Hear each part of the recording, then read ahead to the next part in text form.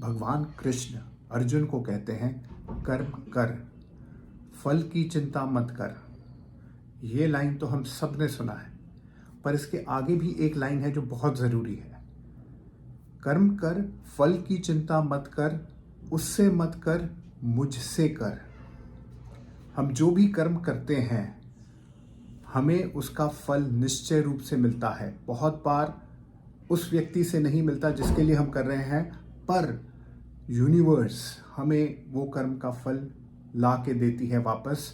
उसका जरिया वो किस तरीके से मिलता है शायद वो अलग हो सकता है, पर उसका नेचर एक ही होता है। अगर आज आप किसी को मदद करते हैं अपने लक्ष्य तक पहुंचने के लिए, आपको डिवाइनली मदद मिलेगी अपने लक्ष्य तक पहुंचने के लिए। आप आज अगर किसी को लक्ष्य में पहुंचते पहुंचते गिरा देते हैं तो किस्मत भी, जिसको हम किस्मत बोलते हैं, वो एक्चुअली फल है, वो भी आपको कर्मा का फल जो है आपके डेस्टिनेशन पहुंचते पहुंचते आपको गिरा देगी। आप जो देंगे आप वही भुगतान करेंगे। ये एक लॉ ऑफ न्यूटन है, every action has an equal and opposite reaction, law of Karma is just the same. आप जो करेंगे वही वापस पाएंगे। लॉ ऑफ अट्रैक्शन के बारे में हमने बात किया, लॉ ऑफ कन्फर्मेशन के बारे में हमने बात किया, पर सबसे इंपॉर्टेंट हमारे लिए लॉ ऑफ कर्मा है। अगर ये जगह हमारा टेढ़ा मेढ़ा चल रहा है तो मैं आपको अश्योर कर सकता हूं, आप चाहे जितना कन्फर्मेशन कर लें, जितना अट्रैक्शन कर लें, आपको आपका गोल निश्चय रूप से नहीं मिलेगा। पर अगर वैसे ही अगर आपने अपने कर्मा को सुलझा हुआ रखा तो आप जो चाहें, जो आपका लॉ ऑफ अट्रैक्शन है, आप उसके साथ में लॉ ऑफ एक्शन कर रहे हैं, लॉ ऑफ कन्फर्मेशन कर रहे हैं और सब कुछ अलाइंड है आपके लॉ ऑफ कर्मा के साथ, तो आपको जो फल मिलना है वो निश्चय रूप से टाइम से बहुत पहले भी मिल सकता है। ज़रूरी नहीं है, निश्चित रूप से नहीं है कि आपको मिलेगा ही। इसके ऊपर भी बहुत कुछ डिपेंड करता है आपके लॉ ऑफ कर्मा के ऊपर में भी। और जब हम कुछ कार्य कर रहे हैं, कुछ काम कर रहे हैं, क्या हम सिर्फ इसी मोटिव से कर रहे हैं कि हमें इसका फल वापस मिलने वाला है? नहीं, हमें सेल्फलेसली वो काम कर देना है। ऊपर वाला अपने आप देखेगा, हमारे इंटेंशंस को समझेगा और हमें वापस मिलेगा जब मिलना होगा।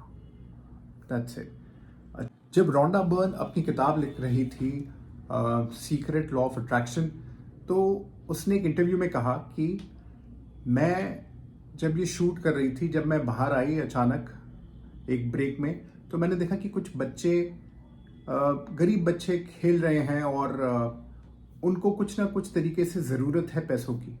तो उसने अपने वॉलेट में जितने पैसे उस टाइम पड़े थे वो सारे के सारे निकाल के उसने बांट दिए। अब टाइम ये था कि उसके पास पैसे खुद के पास बहुत लिमिटेड थे, पर फिर भी उसने अपने जितने पैसे पड़े थे उसके पर्स में वो निकाल के उसने बांट दिए। उसको जब पूछा किसी ने तो उसने बोला कि बस मेरा मन किया कि मैं बांटूं, मेरा मन किया कि मैं ये खुशियां बांटूं। मुझे नहीं मालूम कि मेरा नेक्स्ट मील कहाँ से आएगा, कैसे आएगा, बट मेरा मन किया कि मैं ये दूं।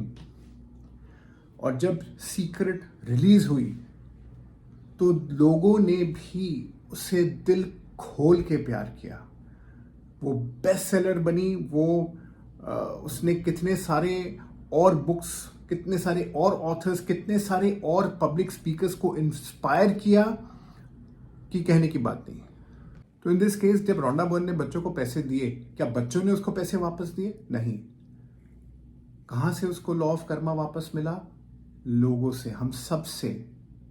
तो आप अगर साफ मन से कोई काम करते हैं, बिना फल की चिंता करें, तो रेस्ट एश्योर्ड कहीं ना कहीं कोई ना कोई आपको ज़रूर देख रहा है और आपको उस अच्छे कर्मों का फल किसी ना किसी रूप में ज़रूर मिलने वाला है। Be rest assured. और वैसे ही अगर आपने किसी का बुरा किया है, किसी को कुछ भी हानि पहुंचाई है, तो भी ध्यान रखें कि आपका कर्मा जो है वो वापस लौटने वाला है।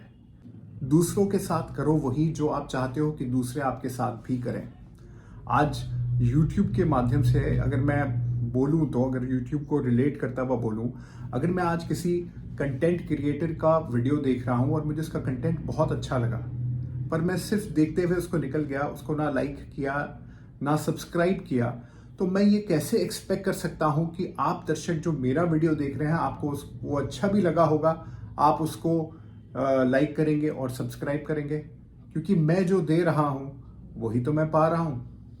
So most of the time, आजकल के टाइम में हम लॉ ऑफ कर्मा के बारे में ना सोचते हैं काम करते हुए, हम पढ़ते ज़रूर हैं, थोड़ा सा अवेयर ज़रूर हैं, बट हम उसको अपने डे टू डे लाइफ के एक्शंस में लाते ही नहीं हैं।